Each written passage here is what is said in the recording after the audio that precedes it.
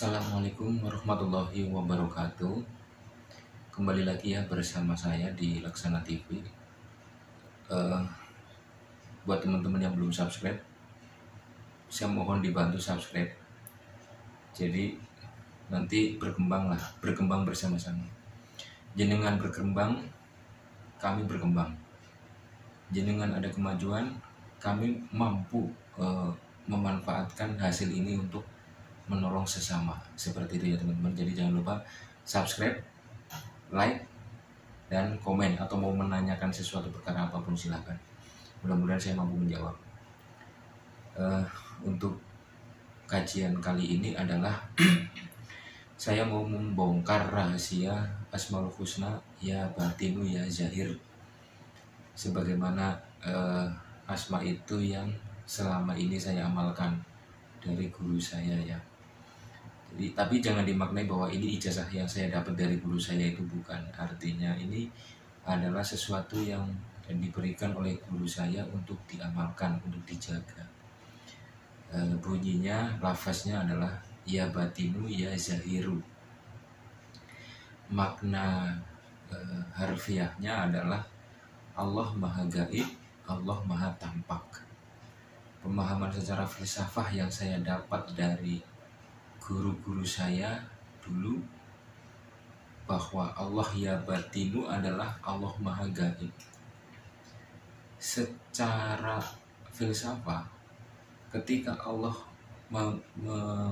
mendapatkan gelar maha gaib gitu ya, maka di atas gaib itu sudah tidak bisa lagi, artinya gugur kegaiban yang lain gitu. Jadi kita memberi gelar kepada Allah pakai kalimat maha adalah di atas maha sudah tidak ada pemahaman lain. Maka ketika Allah mempunyai gelar ya batinu, Allah maha gaib, maka kegaiban yang lain gugur. Itu secara filsafahnya. Secara harfiahnya Allah maha gaib, maka makhluk gaib yang dicipta oleh Allah mampu nggak menembus Allah? Tentunya tidak ya, karena Allah maha gaib. Seperti halnya bangsa jin kita sebut gaib, tapi Allah mempunyai sifat maha gaib. Berarti harfiahnya jin itu mampu nggak melihat Allah? Padahal sama-sama gaib nih. Tentunya tidak ya, karena jin cuma mendapat gelar gaib, sementara Allah mendapat gelar maha gaib. Jadi Allah bersembunyi atau tersembunyi di balik yang gaib itu, makna ya batinu. Nah ya zahiru adalah, dulu yang saya dapat tafsirnya dari guru-guru saya adalah Allah maha tampak. Allah maha tampak di sini adalah tidak ada satu pun perkara yang mampu menutupinya. Nggak ada tabir ya, nggak ada tabir atau nggak ada kasaf lah gitu. Itu Allah maha tampak. Perwujudannya Allah maha tampak itu adalah dari segala ciptaannya ya.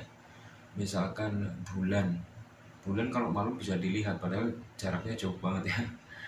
Terus matahari ya kan, jaraknya jauh luar biasa di sana, tapi Allah maha tampak. Jadi di dalam sifat-sifat sesuatu perkara yang diciptakannya, itu pemahamannya.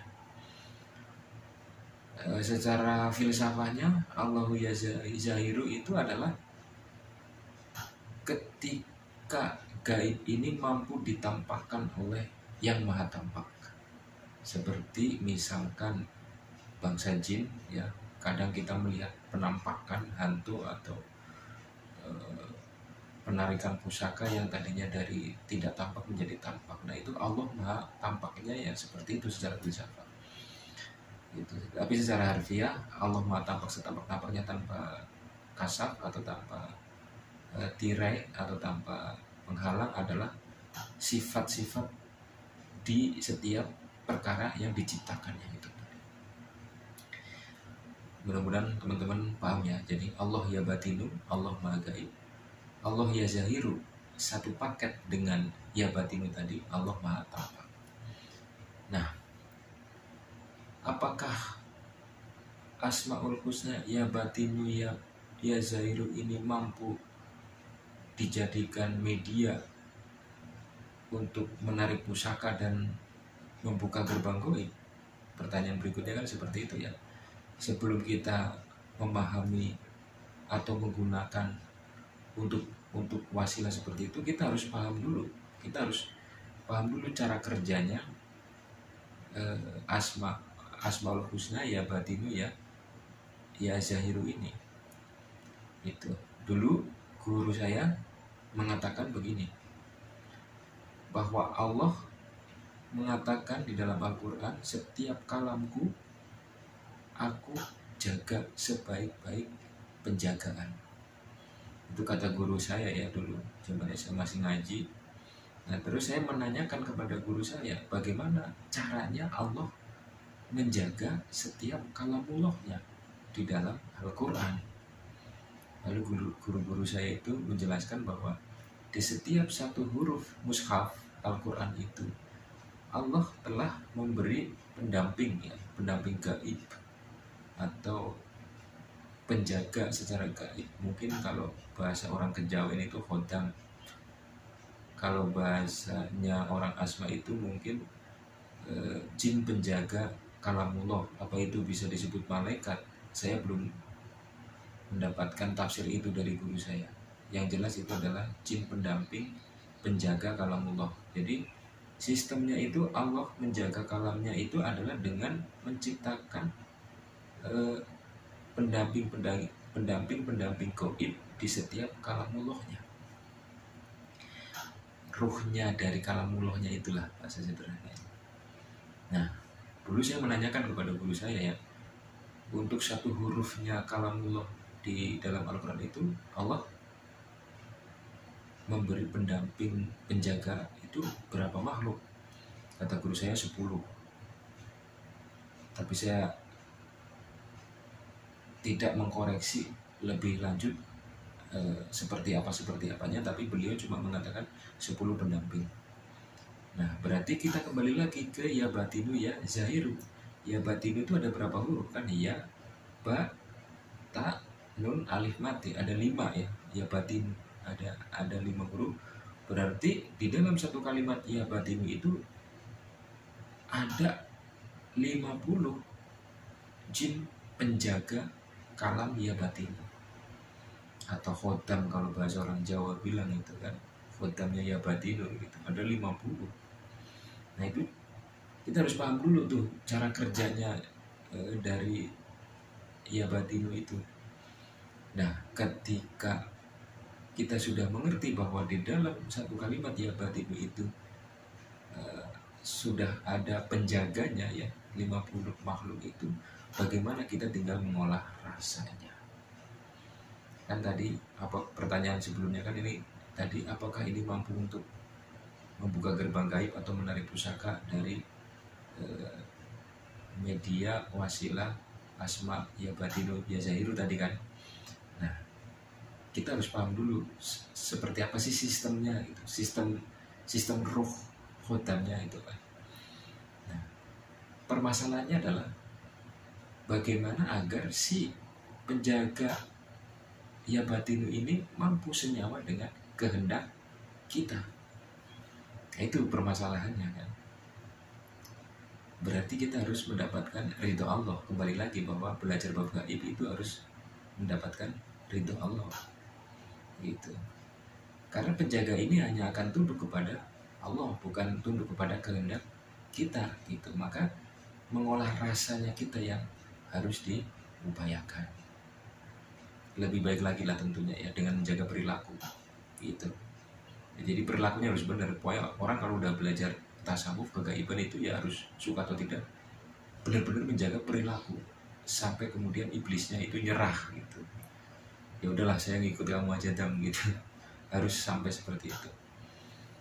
Nah, bagaimana cara menebus, atau kalau bahasa orang Kejawen itu menebusnya gitu ya. Saya tidak berani menjelaskan secara detailnya ya. Ini harus ditebus berapa kali, 4.000, 1.000, 5.000 misalkan. atau ini harus dipuasani berapa hari, terus menuju ke hari apa, misalnya Jumat Kliwon atau Rebo Wage atau Selasa Wage. Itu saya tidak berani menjelaskan sedetail itu. Kenapa? Karena kajian ini hanya sebatas bahan referensi. Begitu ya teman-teman ya. Loh, berarti jenengan pelit Gus? Enggak. Karena kajian ini yang nonton itu banyak dan tidak terjangkau oleh tangan saya. Artinya apa? Takutnya ada efek samping yang di luar prediksi ya. Ketika saya bilang, ayo harus ditebus sekian, puasanya seperti ini ya. Itu takutnya begitu. Tapi kalau misalkan referensi ini mau teman-teman tadaburkan kepada sesepuh-sesepuh yang ada di sekitaran teman-teman itu silakan, monggo-monggo saja, karena ada pendampingan secara langsung ya, dekat dan langsung. Itu silakan. Bagaimana cara menebusnya, lalu bagaimana cara torekot syariat puasanya, gitu. Jadi tidak tercipta atau menghasilkan sesuatu efek yang sangat luar biasa. Begitu teman-teman ya. Jadi video kali ini itu adalah mengupas ya batinu ya zahiru yang umum dipakai oleh orang-orang asma untuk mentajamkan kebatinannya ya, atau indera keenamnya, atau kalau bahasa orang Kejawen katanya cakra ajena gitu. Itu untuk mentajamkan kebatinannya. Tapi kembali lagi, kita harus satu paham, satu perspektif, satu persepsi bahwa yang namanya gaib itu kita tidak boleh mentafsirkan identik dengan jin, khodam, demit, setan alas, merkayangan ya. Jadi kita harus sepakat satu pemahaman bahwa yang namanya gaib itu apa-apa saja perkara yang di sekitaran Adam yang tidak tampak di mata zahirnya si Adam, namun bisa dirasa oleh rasanya si Adam itu. Kita harus sepakat seperti itu. Kalau kita nggak sepakat seperti itu, maka untuk belajar kegaiban ini atau tasawuf ini akan sia-sia. Begitu. Loh kok sia-sia Gus? Ya karena nanti otak kita, logika kita selalu didoktrin identik bahwa gaib itu ya demit, setan, jin, hutan. Padahal energi juga gaib. Angin yang membawa energi demit itu juga gaib. Sekilas bayangan atau sekelebat bayangan, medianya adalah angin, itu juga gaib. Nah, nanti kita nggak kelar-kelar gitu kalau pemahamannya seperti itu. Maka agar cepat tajam kebatinan kita ya, apalagi nanti diasah dengan asma ya batinu ya zahir ini, itu kita harus satu perspektif, satu sudut pandang bahwa yang namanya gaib itu suatu perkara apapun di sekitaran Adam yang tidak tampak di mata zahirnya Adam, namun bisa dirasa oleh rasanya si Adam itu sendiri. Maka jika jenengan punya pemahaman filsafat kegaiban seperti itu, insya Allah saya yakin upaya jenengan untuk belajar gaib atau belajar tasawuf, atau ada yang bilang saya mau belajar membuka indera keenam atau cakra ajena, itu insya Allah cepat gitu. Begitu ya teman-teman, mudah-mudahan bermanfaat. Sekali lagi mohon maaf saya tidak bisa mengupas detail cara penebusan dan lain-lain, takut ada efek samping yang luar biasa gitu. Akhirul kalam, wabillahi taufiq wal hidayah. Wassalamualaikum warahmatullahi wabarakatuh.